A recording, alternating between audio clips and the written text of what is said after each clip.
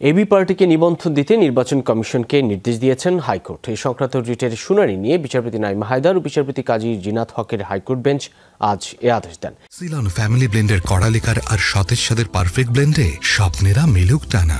এর আগে দলটির নিবন্ধনের আবেদন খারিজ করে নির্বাচন কমিশন একটি চিঠি দেয়। সে চিঠির বৈধতা চ্যালেঞ্জ করে হাইকোর্টে রিট দায়ের করা হয়। পরে 2023 সালের 31 আগস্ট রাজনৈতিক দল হিসেবে আমার বাংলাদেশ তথা এবি পার্টিকে নিবন্ধন দেওয়ার নির্দেশ কেন দেওয়া হবে না তা জানতে চেয়ে রুল জারি করেন হাইকোর্ট। দলটির আহ্বায়কের করা রিটের প্রাথমিক শুনানি করে বিচারপতি কে এম কামরুল কাদের ও বিচারপতি মোহাম্মদ শওকত আলী চৌধুরীর সমন্বয়ে গঠিত তৎকালীন হাইকোর্ট বেঞ্চ এ রুল জারি করেছিলেন। সেই আদেশটিকে সংবিধান পরিপন্থী, অবৈধ, খামখেয়ালিপূর্ণ এবং ন্যায় বিচারের পরিপন্থী হয়েছিল। এই মর্মে তাদের সেই সিদ্ধান্তটিকে অবৈধ ঘোষণা করেছেন।